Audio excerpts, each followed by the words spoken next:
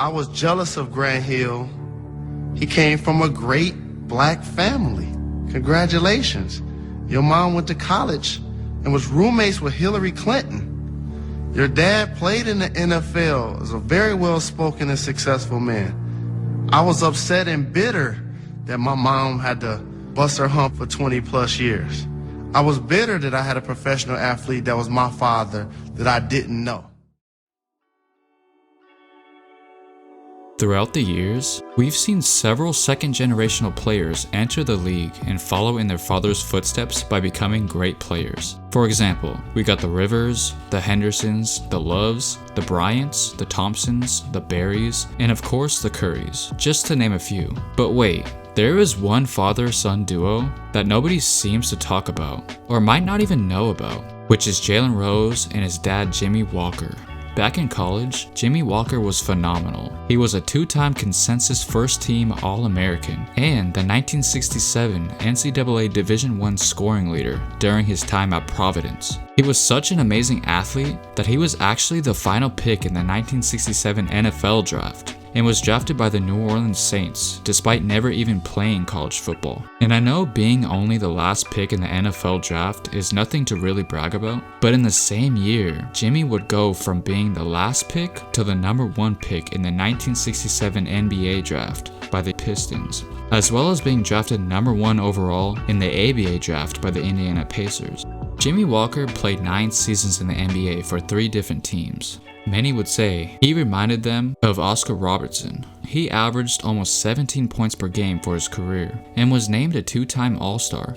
And if you're sitting there wondering why you haven't heard of this guy until now, well, don't feel too bad, because for most of Jalen's life, he did not know who he was either. In fact, they never even met.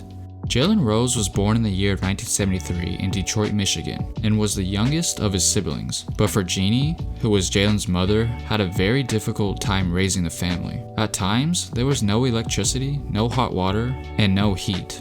And the reason for her struggles was because Jimmy, Jalen's father, abandoned her after she became pregnant with Jalen. Jeannie would later on share with us what she said to Jimmy a year after Jalen was born. "If you don't give me a dime, at least be a father to your son." He couldn't even do that. He never even sent me a damn card. The hell with him! How come he don't want me, man?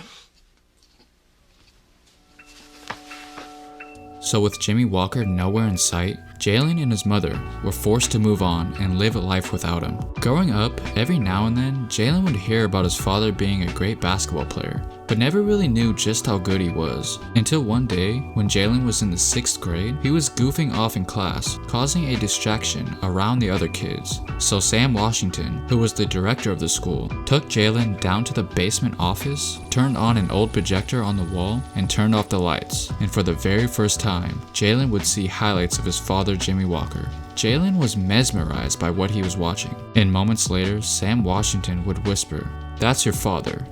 You have the same potential to be very special." Rose was determined to be just like his father on the basketball court.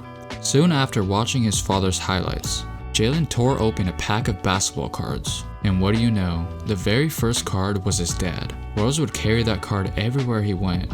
And when somebody would trash talk Jalen on the court, he would pull out that basketball card of his father and instantly earn the respect from everyone. Rose would continue to emulate his father's game, and knowing that Walker wore the number 24, Rose decided to flip those numbers around and wear number 42. The drive and determination to become just like his dad seemed to be working, which led him to become one of the top high school prospects in the country by his senior year. I made a vow that one of the main things I wanted to accomplish in my life is that one day he'd know my name. During his freshman year in college with the Michigan Wolverines, they quickly became the most intriguing team in the nation, with the baggy shorts, black socks, and having all freshmen in the starting lineup. And the goal of getting his father to know his name was finally accomplished. By everyone talking about the Fab Five, Jimmy Walker was hearing all about the things his son was doing at Michigan.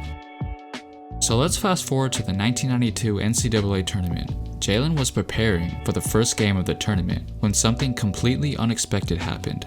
Mitch Albom, who was a columnist in Detroit, hands him an envelope. And whose name was on that envelope? It was Jimmy Walker, his dad, who he never spoke to before in his life, the man who abandoned him before he was even born. But Jalen, who was extremely focused in the middle of the NCAA tournament, decided not to open the letter because he wasn't ready to deal with it.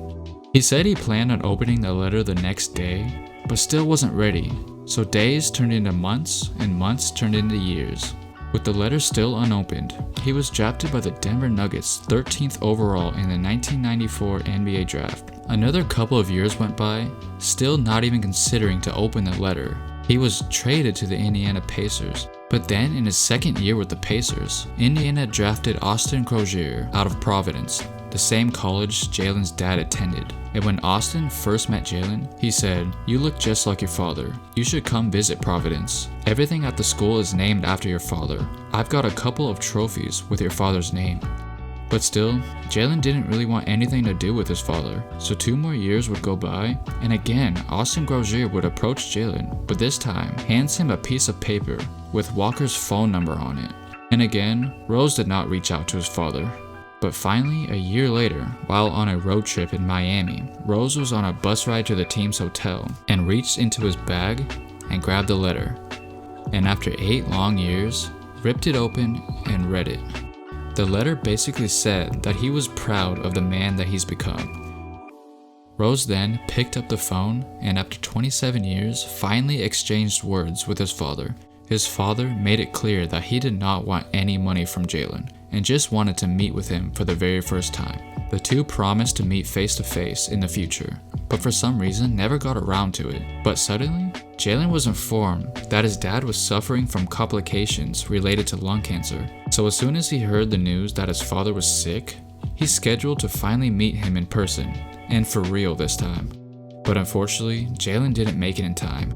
His father died on July 2nd, 2007.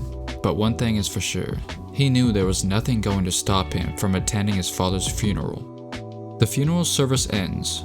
Everyone gets up from their seats and exits the building, but Jalen remains seated, with his head down and very emotional.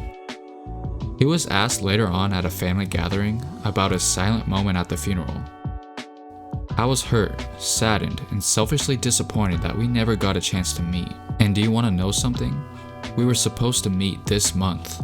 He also expressed to the family that he has no hard feelings, and he definitely knows where he got his basketball skills and athleticism from. You can tell he's proud of who his father was, just by looking at the jersey he was wearing during a Jim Rome interview, a throwback Pistons jersey of Jimmy Walker. Jalen Rose and Jimmy Walker remain one of the most respected father-son duos, and for a long time, they were the top father-son scoring duo in NCAA Division I history, and also for a period of time, they were the only father-son tandem to each score 10,000 points in their NBA careers.